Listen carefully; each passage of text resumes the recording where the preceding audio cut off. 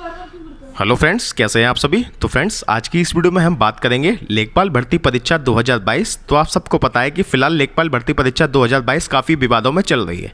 जैसा कि मैंने आपको अपनी पिछली वीडियो में बताया था कि एसटीएफ ने आयोग को रिपोर्ट दी थी। जो संदिग्ध एसटीएफ ने छांटे थे 15,000, उसकी रिपोर्ट आयोग को एसटीएफ दे चुका है। तो मैंने आपको अपनी पिछली वीडियो में बताया था कि आयोग ने इस पर क्या एक्शन लिया था, कितने बच्चों को इसमें बाहर कर दिया गया था और कितने बच्चों को फिलहाल इसमें सस्पेक्शन में रखा गया था। जब उनकी जांच की जाएगी तब उन्हें बाहर किया जाएगा उससे। तो अगर आपने उस वीडियो को नहीं देखा है तो मैंने वीडियो के डिस्क्रिप्शन में उस वीडियो का लिंक डाल दिया है, आप वहाँ से जाके उस वीडियो को देख सकते हैं। तो आज इस वीडियो में हम बात करने वाले हैं जो आपकी लेखपाल भर्ती प्रक्रिया चल रही है फिलहाल, ठीक है। तो आपकी जो OMR सीट है वो आपकी स्कैन हो चुकी है। अब आपकी भर्ती फंसी क्यों है, तो एक प्रश्न फिलहाल इसमें विवादित चल रहा है। आप सबको पता है कि एक प्रश्न जो आपका विवादित है वो उज्ज्वला योजना वाला, वो विवादित चल रहा है अभी। तो उस पर आपका क्या रिजल्ट आ सकता है, आज इस वीडियो में हम चर्चा करने वाले हैं। क्या उसका ऑप्शन चेंज होगा या फिर सभी को कॉमन मार्क्स दिए जाएंगे, क्योंकि कुछ भी होता है, या तो आपका ऑप्शन चेंज होता है या फिर आपका सभी को कॉमन मार्क्स दिए जाते हैं। तो आपका इससे कट ऑफ में बड़ा उलटफेर देखने के लिए मिल सकता है, ठीक है। जो छात्र 1-2 नंबर से कट ऑफ के आसपास होगा, जैसे मान के चलिए आपकी कट ऑफ जाती है 78, ठीक है। तो जिस भी छात्र के भी 76 या 76.5 मार्क्स आ रहे होंगे, 1.25 मार्क्स इंक्रीज हो जाएगा, तो वो पहुंच जाएगा आराम से 78 के आसपास। तो फिलहाल वो कंपटीशन में आ सकता है।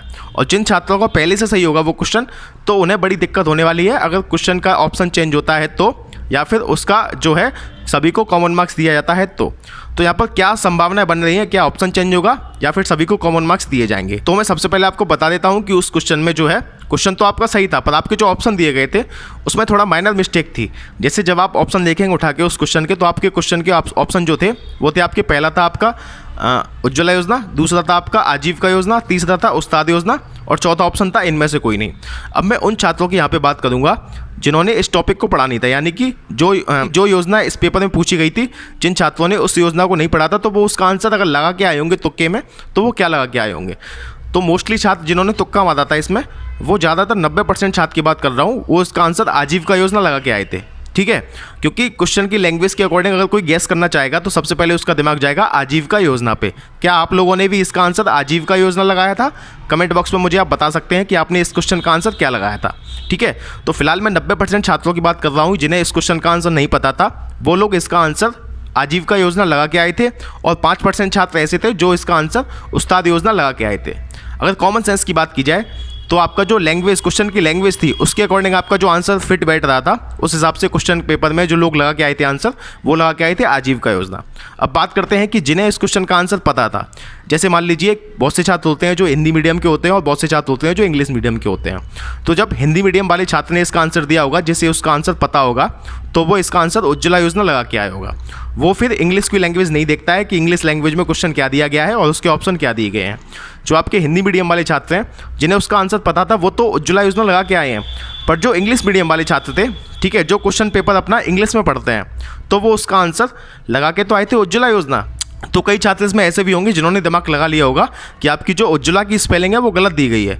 तो बहुत से छात्र ने क्या किया होगा, ज़्यादा छात्रों ने नहीं, मुश्किल से 0.5% छात्रों ने ही ऐसा किया होगा जिन्होंने उसका आंसर इनमें से कोई नहीं लगाया होगा। जो सबसे सटीक तरीके से पढ़ा होगा वो लोग इसका आंसर इनमें से कोई नहीं लगा के आए होंगे। तो आप मान के चलिए लगभग 0.5 छात्र ऐसे होंगे जिन्होंने इस योजना का आंसर जो है इंग्लिश के अकॉर्डिंग अगर दिया होगा तो लगाया होगा, उन्होंने इनमें से कोई नहीं। तो अब बात करते हैं, अगर मान लीजिए किसी क्वेश्चन में दिक्कत होती है तो जो क्वेश्चन की लैंग्वेज मानी जाती है आपकी, वो मानी जाती है इंग्लिश के अकॉर्डिंग, ना कि हिंदी के अकॉर्डिंग।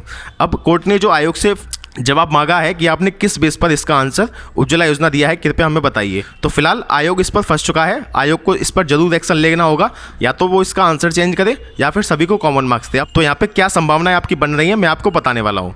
तो अब हम बात करते हैं उस प्रश्न की जो 95% छात्रों का गलत है। तो आपने अपने क्वेश्चन पेपर में देखा होगा कि एक क्वेश्चन आया था आपका कि उत्तर प्रदेश से होकर गुजरने वाला सबसे लंबा राष्ट्रीय राजमार्ग कौन सा है। तो कई छात्र इसका आंसर लगा के आए थे NH2, जो पढ़ के भी गए थे, जिनकी बहुत अच्छी तैयारी थी, वो भी इसका आंसर NH2 लगा के आए थे।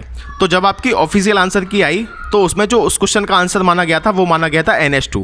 पर जो छात्र इसका आंसर इनमें से कोई नहीं लगा के आए थे, उन्होंने उस प्रश्न पर आपत्ति दर्ज की। तो आयोग को पता चला कि जो क्वेश्चन का आंसर हमने दिया है NH2 वो गलत है, ठीक है। तो उसका आंसर फिर चेंज कर दिया गया, इनमें से कोई नहीं। तो आपने अगर प्रश्न पत्र को ध्यान से देखा होगा तो आपको उसमें से 15 से 16 प्रश्न ऐसे मिले होंगे जिनमें इनमें से कोई नहीं ऑप्शन दिया गया था। तो जानबूझ के आयोग ने इनमें से कोई नहीं ऑप्शन रखा था, क्योंकि अगर मान लीजिए कोई प्रश्न विवादित होता है तो उसका आंसर हम इनमें से कोई नहीं दे सकें, कॉमन मार्क्स ना दें, उसका आंसर हम चेंज करके इनमें से कोई नहीं दें। ऐसा ही आपको NS2 वाले क्वेश्चन में भी देखने के लिए मिला था, ठीक है। तो उस पर कॉमन मार्क्स नहीं दिया था, उसका जो आंसर माना था आयोग ने वो माना था इनमें से कोई नहीं। तो फिलहाल जो उज्ज्वला योजना वाला प्रश्न है आपका, वहाँ पर भी आपको कुछ ऐसा ही देखने के लिए मिल सकता है। दो संभावना यहाँ पे बनती हैं। जैसे मान लीजिए अगर आयोग की कॉपियाँ चेक हो गई हैं, अब आपकी सारी OMR सीटें जो स्कैन हो चुकी हैं, ठीक है, तो आयोग इस पर क्या फैसला ले सकता है। देखिए, अगर इस पर कॉमन मार्क्स दिया जाता है, इस वजह से आयोग कॉमन मार्क्स दे सकता है कि मान लीजिए सारी कॉपी आयोग ने चेक कर ली है, अगर ऑप्शन चेंज करती है वो, अगर इसका ऑप्शन जो मानती है इनमें से कोई नहीं मानती है, तो आयोग को फिर सारी कॉपियाँ रीस्कैन करनी पड़ेंगी, दोबारा चेक सारी कॉपियाँ करनी पड़ेंगी, जिसमें आपका 2 से 3 महीने का समय बर्बाद होगा, ठीक है। तो आप मान के चलिए कि अगर आपका ऑप्शन चेंज होता है तो आपका लेखपाल का रिजल्ट जाएगा फरवरी या मार्च में, ठीक है। और सभी को अगर कॉमन मार्क्स मिलते हैं तो इसका रिजल्ट आपका 15 जनवरी के आसपास देखने के लिए मिल जाएगा। तो फिलहाल यहाँ पर यह संभावना है कि इसका आंसर जो है इनमें से कोई नहीं माना जाएगा, क्योंकि एक नंबर नहीं, यहाँ पे एक नंबर की बात नहीं है, यहाँ पर 1.25 की बात है। तो जिनका वो ऑप्शन पहले से गलत है उन्हें तो इसमें कोई फर्क नहीं पड़ेगा, पर जिन छात्रों का वो क्वेश्चन सही है, ठीक है, जो उज्ज्वला योजना इसमें लगा के आए हैं, उन्हें इसमें फ़र्क देखने के लिए मिल सकता है, उनका ऑप्शन चेंज हो सकता है, डी ऑप्शन माना जा सकता है सही, इनमें से कोई नहीं, क्योंकि आपको NS2 वाले प्रश्न में भी ऐसा ही कुछ देखने के लिए मिला था। तो मान के चलिए 60% जो चांस है आपके, वो आपके ऑप्शन चेंज होने के हैं। अगर आयोग ऑप्शन चेंज करता है तो आप मान के चलिए कि आपका रिजल्ट फरवरी या मार्च में आपको देखने के लिए मिल सकता है, क्योंकि आपकी जो लेखपाल की जो OMR सीटें हैं वो आपकी दोबारा से स्कैन की जाएंगी, ठीक है, फिर दोबारा से आपका रिजल्ट तैयार होगा। इसमें आपको काफ़ी समय लगेगा, क्योंकि आयोग के पास अभी और भी काम है। अभी आयोग को UPSSC जो पैट है आपका, उसका रिजल्ट देना बाकी है, जो आपका जनवरी में देखने के लिए मिलेगा, ठीक है। तो आयोग को बहुत सारे काम रहते हैं। आपका जो लोअर PCS का रिजल्ट है उस पर भी फिलहाल काम चल रहा है, ठीक है फ्रेंड्स। तो मान के चलिए आप कि आयोग इस पर जो फैसला लेगा, छात्रों के हित में अगर फैसला लेता है तो इसका ऑप्शन चेंज करेगा, इसका ऑप्शन मानेगा इनमें से कोई नहीं। अगर इनमें से कोई नहीं ऑप्शन मान लिया जाता है तो इतना फ़र्क नहीं पड़ेगा, मुश्किल से 0.5% छात्र इसका आंसर इनमें से कोई नहीं लगा के आए होंगे। बाकी 90% छात्रों की बात करूँ जिन्हें इसका आंसर नहीं पता था, अगर वो तुक्का लगा के आए हैं तो वो इसमें आजीविका योजना लगा के आए हैं। और जो लोग अपना आंसर पहले से सही मान के बैठे हैं उज्ज्वला योजना, उन्हें इस प्रश्न में दिक्कत होने वाली है। तो यहाँ पर अगर कॉमन मार्क्स मिलता है तो इसमें छात्रों को फ़ायदा होगा, अगर ऑप्शन चेंज होता है इसका तो छात्रों को इसमें इतना लंबा घाटा नहीं होगा, क्योंकि 0.5% छात्र ऐसे होंगे जिन्होंने इसका आंसर इनमें से कोई नहीं लगाया होगा। आप NS2 वाले क्वेश्चन में ही देख लीजिए कि कितने छात्रों ने इसका आंसर इनमें से कोई नहीं लगाया था, कमेंट करके मुझे बताएं।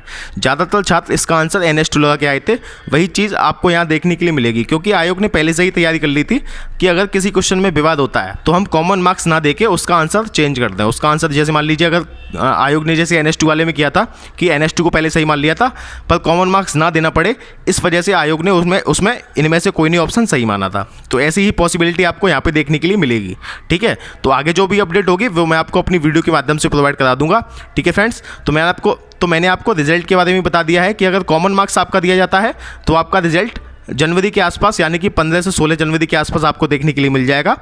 और अगर आपका जो है ऑप्शन चेंज होता है, डी ऑप्शन होता है आपका, इनमें से कोई नहीं अगर ऑप्शन माना जाता है तो आपका रिजल्ट आपका फरवरी या मार्च में देखने के लिए मिलेगा, ठीक है फ्रेंड्स। बाकी जो लेखपाल से संबंधित सबसे सही और सटीक जानकारी है वो मैं आपको अपने चैनल के माध्यम से आगे प्रोवाइड करा दूंगा।